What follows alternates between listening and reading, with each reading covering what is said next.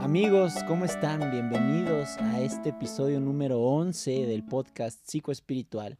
Y hoy tenemos un gran invitado que es José Enrique Ruiz. Él es una Mucho gusto. persona muy padre para mí porque, bueno, él fue mi psicoanalista por 2 años.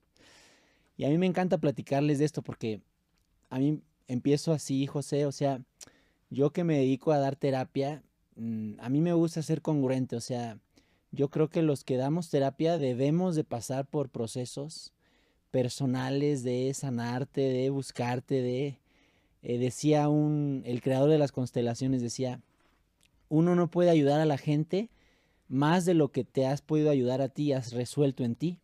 Entonces yo en esa búsqueda de congruencia, pues me encontré contigo y me ayudó mucho él. Por 2 años estuve conociendo el psicoanálisis un poquito más a fondo. Y bueno, pues bienvenido, José. Muchas gracias. Me da gusto estar aquí, verte otra vez. Sí, qué Pues padre. tú dime de qué quieres que platiquemos. Pues mira, ¿cómo ves si te pregunto yo, cómo empezaste tú este camino estudiaste psicología, que nos platiques un poquito esos inicios en este camino de la terapia, la psicoterapia? De la terapia y la psicoterapia. Uy, es un camino ya largo. Yo empecé mi carrera universitaria en 1980, allá en la Universidad Autónoma de Querétaro. Yo empecé queriendo ser psicólogo laboral, pero en el primer año de la carrera me acuerdo que al escuchar todas las ideas psicoanalíticas me llamaron muchísimo la atención y decidí que ese era mi camino. Me fui por ese camino, busqué a mi analista, me acuerdo de su nombre, la doctora Eleazar Curi de Muerte, lamentablemente ya falleció hace muchos años, y ella me encaminó mucho, me reforzó la idea de seguir la carrera psicoanalítica. Y luego, pues cuando termino la carrera, ya como psicólogo clínico, pues busco dónde formarme como psicoanalista y me entero que acá en Morelia se estaba iniciando una comunidad terapéutica, que es un método de trabajo. Aunque acá lo pusieron como nombre, se llamaba Comunidad Terapéutica del Estado de Michoacán, pero me vine a trabajar acá en la idea de que iban a formar analistas. Lamentablemente el proyecto duró solamente, bueno, yo estuve en el proyecto como 2 años y medio, 3 años, porque se vino abajo. Hubo cambios de gobierno y el nuevo gobierno no entendió el método, no lo comprendió y hizo muchos acomodos que lo tiraron abajo. Entonces ya no se dio. Una pregunta, o sea, estudias psicología de carrera y ¿qué te lleva a elegir psicoanálisis? Porque uno se puede especializar, bueno, en esa época, ¿qué especialidades habían? Habían varias, porque hoy día hay muchos, o sea, hay terapia psicocorporal, gestalt, humanista, psicoanálisis, conductista, hay muchas especialidades. En esa época, ¿habían muchas o solo el psicoanálisis? No, había corrientes. Esas corrientes que mencionas sí ya son de larga data. La dominante todavía, pero ya tal vez ya en esa época estaba un poco de salida, era la psicoanalítica, Mm, más freudiana o kleiniana, empezaba lo kleiniano ujú. con fuerza. Eh, Había dentro de cada corriente de la psicología, pues había especialidades, digamos, o podía ser psicólogo clínico, laboral, educativo, social, ¿no? O esto de psicocorporal también. Sí, Ya había venía desde, ay Dios mío, ahorita olvidé el nombre, pero sí, eso ya desde como los 50 venía ¿Y esa por qué idea. elegiste psicoanálisis? O sea, ¿tú te empezaste a psicoanalizar y te gustó el método? ¿O qué te lleva a elegir esto? No, fueron las lecturas de Freud, cuando Mm. me tocaron las primeras clases sobre Freud, el análisis de los sueños me resultó fascinante. Este, y toda la historia, todo el conocimiento de los mecanismos de defensa, cómo funciona la mente, eso fue lo que me atrajo muchísimo. No, ya posterior a saber que eso es lo que quería, fue que me inicié en el psicoanálisis, que busqué a mi analista. Ahora, para la gente en general que no sabe a lo mejor de psicoanálisis, el psicoanálisis es una terapia larga, o sea, no, porque podemos decir que están las terapias breves, ¿no? Intervenciones de 10 sesiones, de 3 meses, pero el psicoanálisis en esencia es un mínimo de cuánto tú recomiendas que hay que estar ahí para ver resultados, para que funcione. Sí, bueno, esto se ha tenido que ir ajustando acorde a las épocas. Allá en la época de Freud, Freud los veía hasta 4 o 5 veces por semana, ¿no? Pero pues era una ciudad pequeña y veía solo a la gente de la realeza, entonces podían costear todo eso. Ahorita quiero hablar de ese punto que mencionas, sí, sí, sí, Sí, sí. y el psicoanálisis se ha ajustado también en su técnica, también aborda las psicoterapias breves o de emergencia, Ok, ¿sí? ok. Para tratar de diferenciar el psicoanálisis de las psicoterapias, ah, se ha desarrollado la psicoterapia psicoanalítica, que ya permite que puedas tener sesiones de una vez a la semana, por lo menos, ¿no? Idealmente serían dos, pues 2 veces por semana sería lo mejor en esta época que es muy difícil los traslados, mucho movimiento. Entonces, pero saludablemente hablando, 2 veces por semana sería lo recomendable hoy día. ¿Y por cuánto Y tiempo? el tiempo, mira, cada persona tiene su propio ritmo. No, uno no puede apresurarles el paso como hacen otro tipo de terapias. Desde el psicoanálisis, no. Tienes que seguir el ritmo del paciente. El paciente es el que va marcando el paso. No, no lo marcamos nosotros. Nosotros lo vamos siguiendo a su paso. Lo menos para que puedas ver un cambio, algún cambio, serían 6 meses a un año. Para que puedas realmente hacer lo que el psicoanálisis busca, que es una introspección más profunda, un autoconocimiento más personal, al menos 2 años. 2 a 3 años parece bastante razonable. Está buenísimo, Sería la duración, sí. está buenísimo. Ok, ok. Y digamos, o sea, esta terapia de psicoanálisis, ¿tú consideras que la gente, eh, ¿por qué busca el psicoanálisis? O sea, ¿cuáles son los beneficios? Hablemos de esa parte, o sea, ¿por qué la gente buscaría esta terapia? ¿En qué le ayudaría? ¿No? Ya. Pues acá partimos un poco de alguna idea que mencionaste al principio, de conocerse a sí mismo, de resolver primero sus propios conflictos, pero sobre todo conocerse profundamente, saber quién es. No andar por la vida con una máscara o pretendiendo ser algo que uno no es. Y no es que lo hagan las personas en mala idea, solo aparece en su vida, dejan de verse a sí mismos y se Claro, empiezan a conducir conforme a su entorno. Esto obviamente que no ayuda o no abona en conocerse a sí mismo. Psicoanálisis lo que busca de manera profunda es que la persona se conozca a sí misma. Si en ese proceso de autoconocimiento se generan cambios o ajustes, es sensacional. Pero lo que más importa es el autoconocimiento. Dejar de andar echándole la culpa a todos de sus males y responsabilizarse de sí mismo. ahora, ¿cómo se ve reflejado un ser humano que se conoce a sí mismo en su día a día? ¿Cómo lo describirías? Alguien que ya logró ese autoconocimiento. Uh-huh.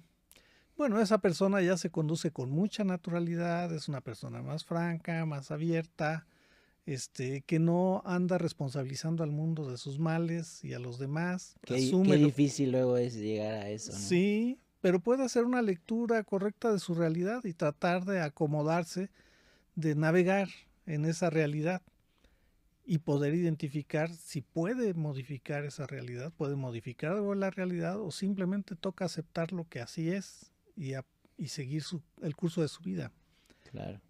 sin andarse peleando con los demás de gratis. Está buenísimo. O sea, yo he visto mucho en este mundo de la terapia que luego la gente abandona sus procesos, ¿no?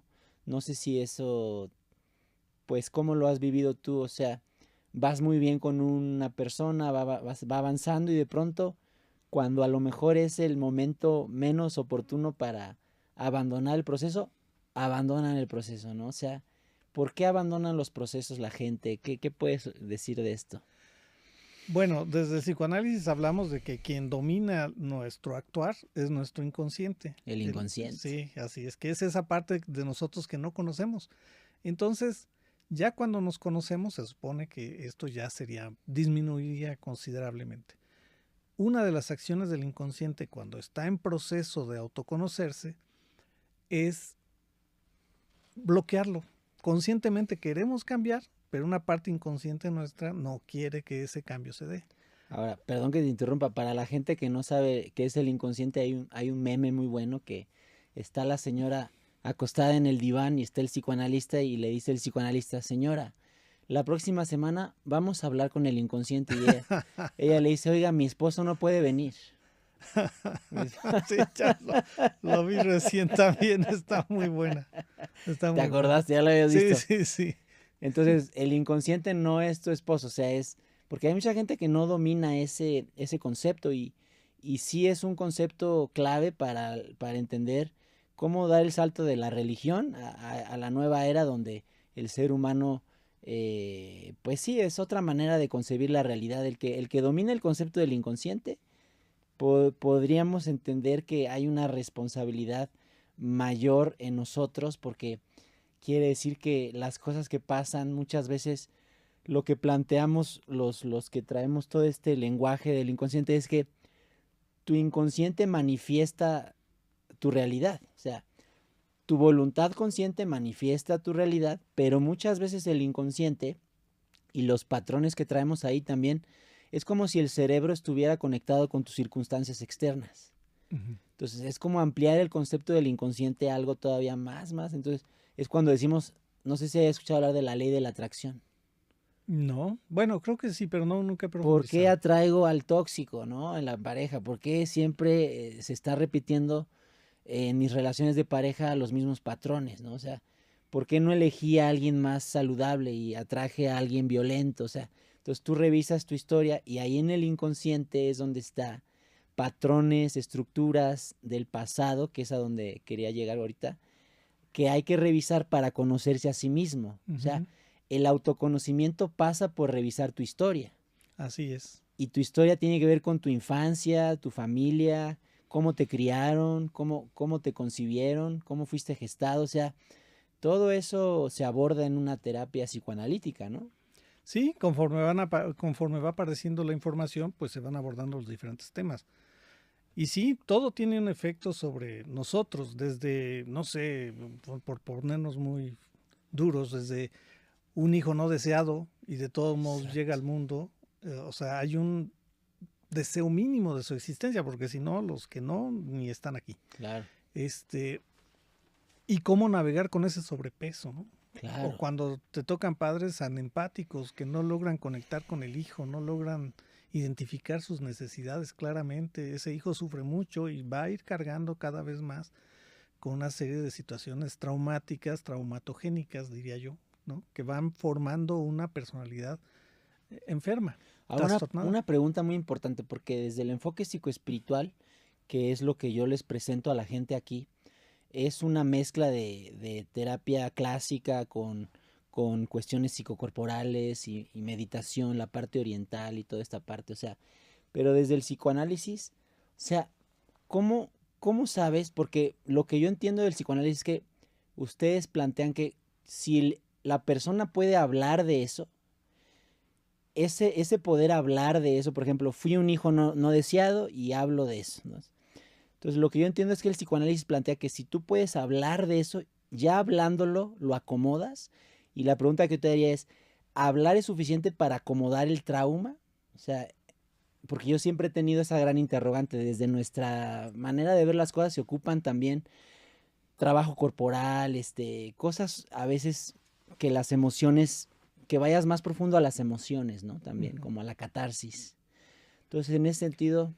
Sí, bueno, precisamente por eso es más largo, porque una primera parte del proceso es hacer consciente lo inconsciente, o sea, que traiga, que lo pueda verbalizar la persona, que lo pueda hablar, y después ir analizando cómo eso ha impactado en sus decisiones en la vida, Mm, hasta llegar a su situación actual de cómo están sus relaciones y cómo esa situación del trauma original ha impactado y está afectando en todo lo que ocurre en su entorno. Y en la medida que se va reconociendo, pues también va aprendiendo y conociendo nuevas estrategias para ir resolviendo cada situación. claro, Desde acercarse tal vez a pedir perdón o a claro. cambiar su estilo de relación, pero eso es hasta que no se torna todo consciente. Y para que lleguemos a estos niveles de sanación, ¿consideras que la catarsis es importante? O sea, el proceso de, en algún momento de que tú hablas de tus cosas, yo veo que a veces la gente puede llegar a la catarsis y a veces no. Y yo lo que planteo es que cuando no llegan a la catarsis, es que las resistencias, hay mucha resistencia para dejarse sentir todo lo que tiene que ver con lo emocional del trauma, ¿no?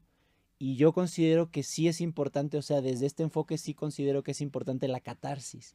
Para ti, para el psicoanálisis, ¿consideran importante la catarsis para reajustar cosas o no es tan importante? Sí, es muy importante porque es cuando conectas el mundo de las ideas con tu sentir. Claro, Si no conectas, no funciona. O sea, claro, si te quedas nada más acá en lo racional, solo claro, estás intelectualizando, no hay cambio. claro. Si nada más te la pasas llorando y diciendo cuánto te duele, tampoco hay cambio. Tiene que haber Claro. una conexión entre las dos cosas, claro, y un elemento fundamental es cuando las personas logran hacer esa conexión, pues hay una descarga, ¿sí?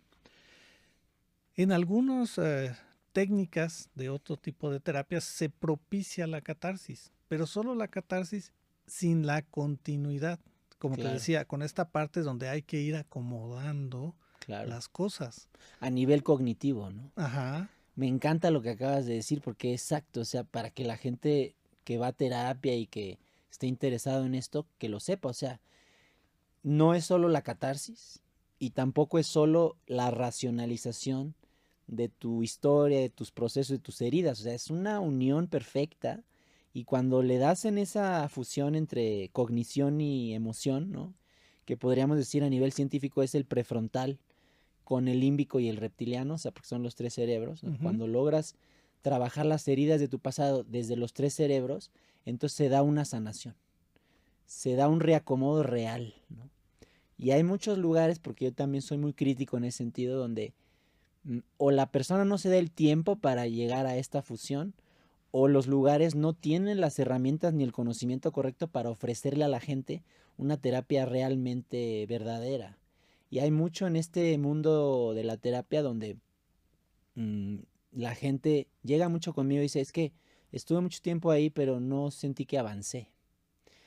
Y es básicamente lo que estamos platicando, o sea, es justamente que la falta o un proceso de cognición más profundo o un proceso de catarsis más profundo, que no está sucediendo en tal lugar o con tal persona, ¿no?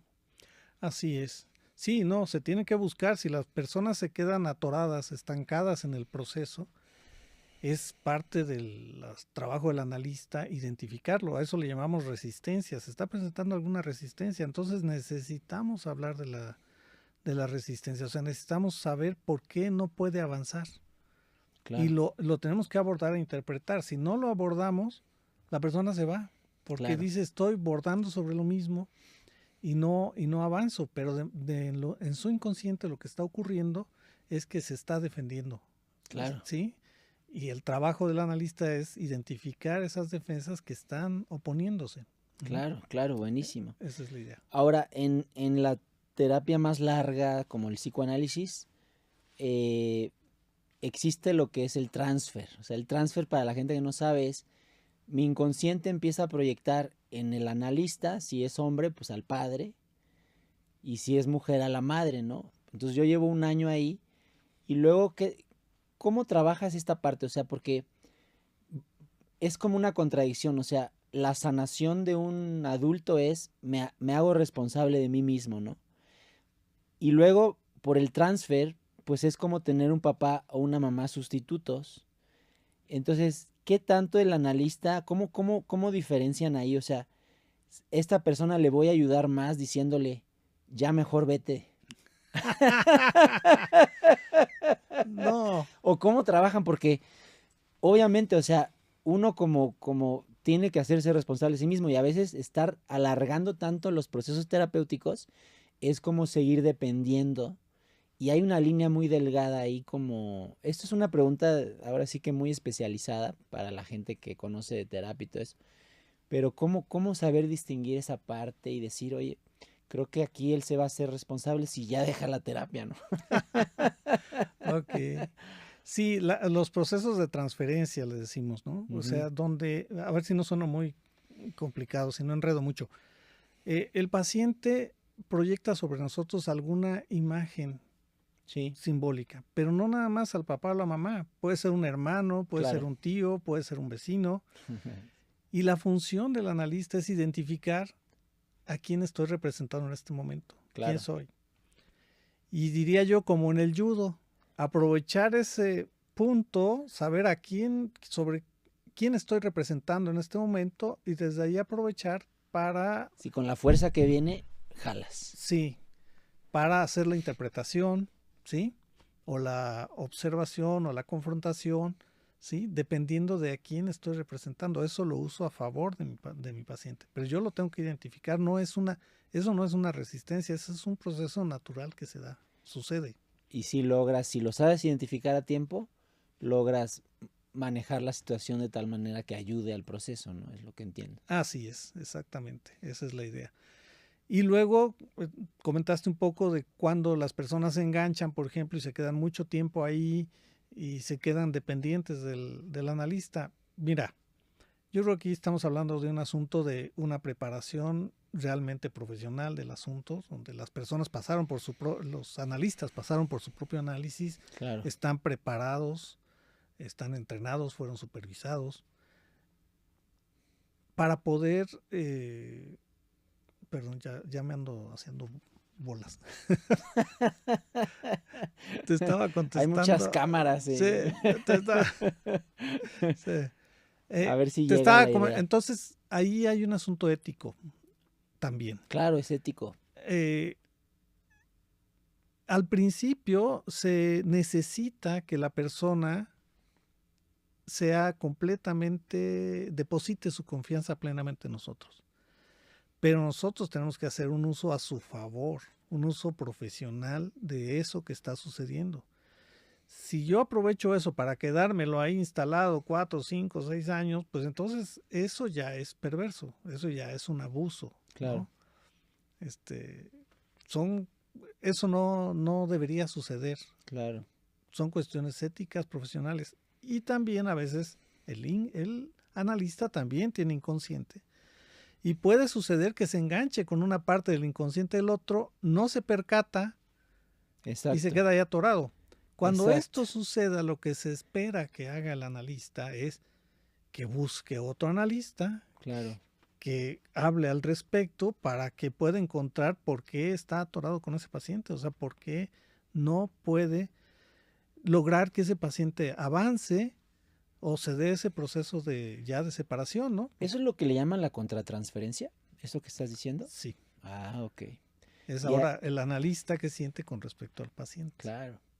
Y ahí, pues sí, el analista, bueno, los servidores de la salud mental, yo le llamo también así, pues tienes que estarte revisando todo el tiempo, ¿no? O sea, también estar muy consciente de ti y me encanta lo que dices, o sea, es una cuestión ética, o sea, y luego yo he visto, o sea, hay muchos lugares donde enseñan la carrera de psicología, yo mismo pasé por una carrera así, donde no me obligan, yo pensaría que debe ser obligado que tomes terapia, o sea, no se meten en este punto y hay mucha gente dando terapia sin haber pasado por un proceso de terapia en ellos y es como ir con un nutriólogo pues que está muy gordito, ¿no?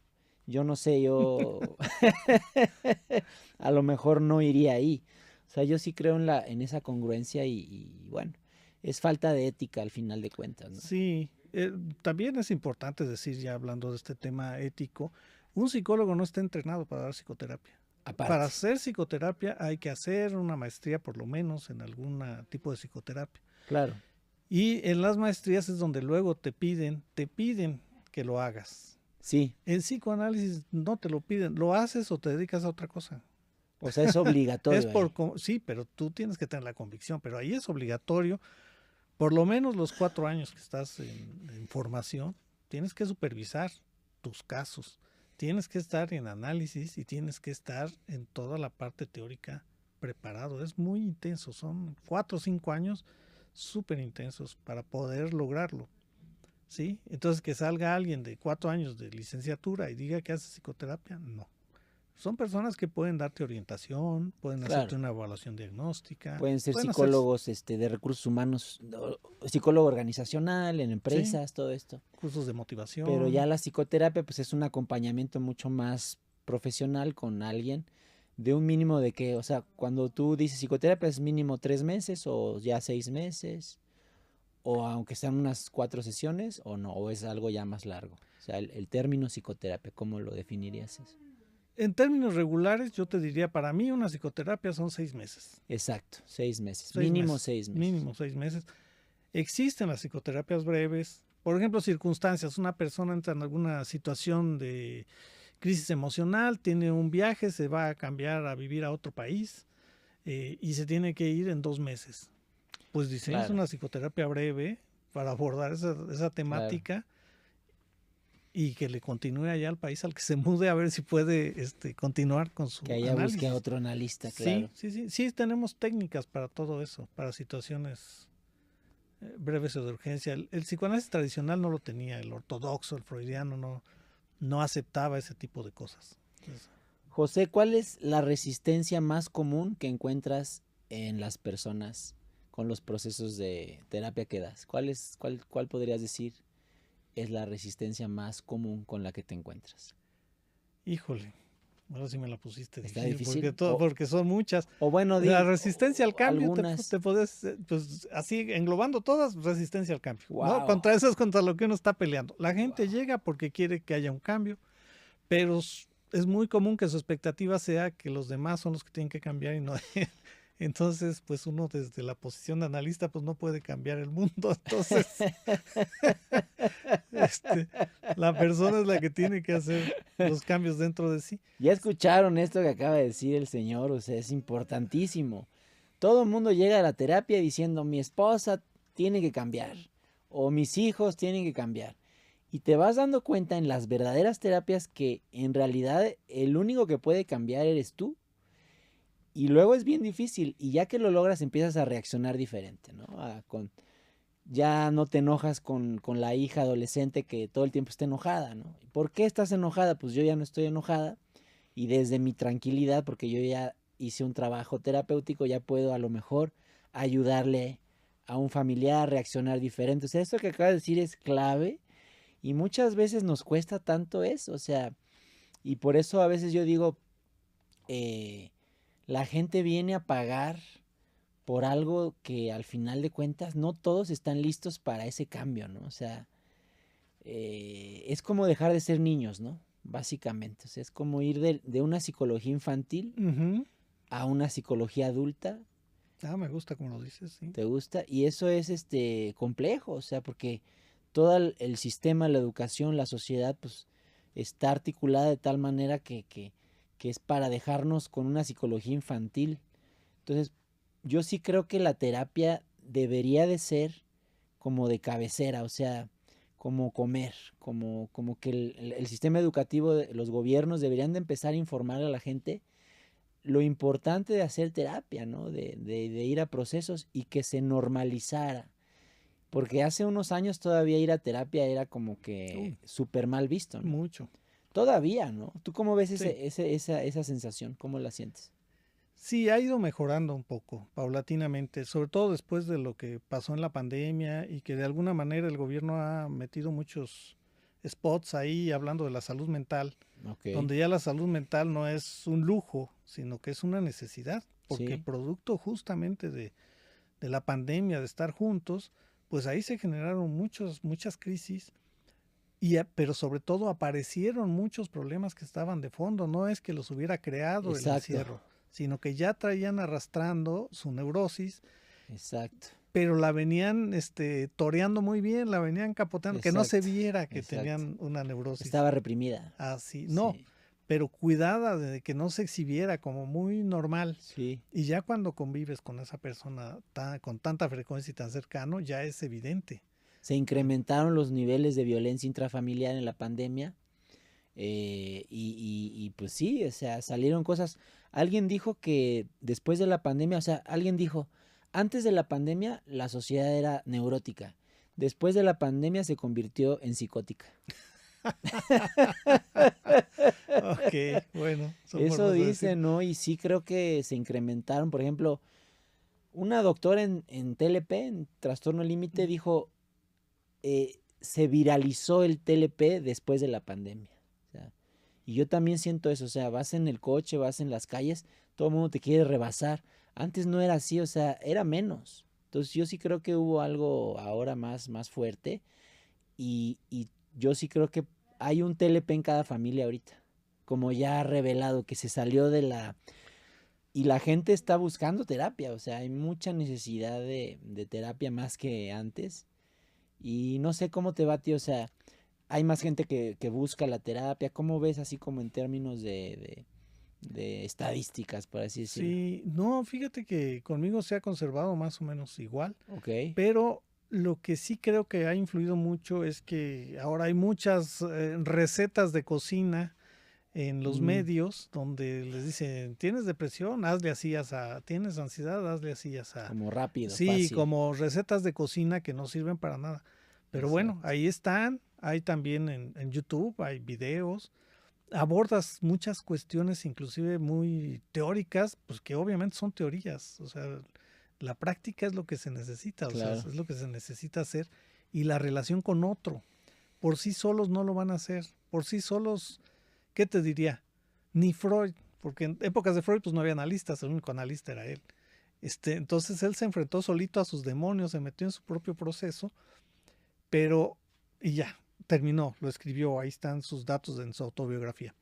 Pero los analistas posteriores pues se dedicaron a escarbar ahí en la historia freudiana y pues se dieron cuenta que no, que dejó de ver muchas cosas, que no avanzó en muchas cosas, porque se llaman resistencias. O sea, Claro. esas no las puedes superar tú solo. Eso está Necesitas un increíble. profesional enfrente que te acompañe en ese proceso de autodescubrimiento. Ahora, el enfoque psicoespiritual, que es lo que yo comparto y a lo que me dedico, planteamos que debe de ser una combinación entre la terapia individual y la terapia grupal. Y tiene diferentes alcances. Las dos son igual de importantes y las dos y cada una te da diferentes cosas, pero sí básicamente lo que dices me encanta, o sea, solos no vemos muchas cosas. Tenemos muchos puntos ciegos en nosotros y para eso se ocupa un buen analista, ¿no? Un buena terapia de uno a uno, pero también la contención que te da una terapia grupal. Esa es una de las aportaciones de este método, Ujú. que combines grupal con individual, te lleva a más profundidad, según mi punto de vista, en todos estos procesos de transformación, de conocerte a ti mismo, porque fíjate, el individuo es uno entre uno a uno, pero también el individuo se comporta diferente psicológicamente en grupo. Entonces la psicología que va emergiendo en grupo es una y la que sale de uno a uno es otra. Así es. Entonces este enfoque lo que planteamos es combinar y lo que hacemos en Metaconciencia pues es el centro holístico que yo fundé, es esa combinación de individual con grupal. Se nos acabó el tiempo. Oh, ¿Cómo te se fue muy encuentra la rápido. gente, José, por si quieren ir a que les hagas una valoración, una terapia? ¿Cómo te encuentran? Bueno, pues pueden llamarme a mi teléfono.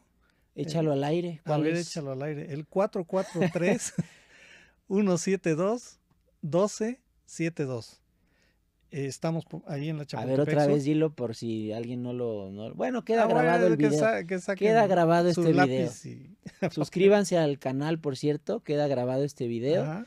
Y estaremos invitando a más gente, expertos. José es un experto, yo tomé terapia 2 años con él y la verdad lo recomiendo muchísimo. Yo siempre trato de traer gente aquí que recomiendo y que sé que hacen muy bien su trabajo. Me dio mucho gusto que vinieras, José. Muchas gracias por invitarme, te felicito por tu programa y es sensacional lo que haces en esta búsqueda de integración de lo individual, lo grupal, la salud mental, lo espiritual. Oye, cuando me psicoanalizaste, ¿te imaginabas que íbamos a terminar aquí? No. No, francamente no, pero me da mucho gusto ver que sigues empujando fuerte en la vida. Eso, sí, pues tratamos y hay que echarle todas las ganas. Gracias a todos los que nos vieron.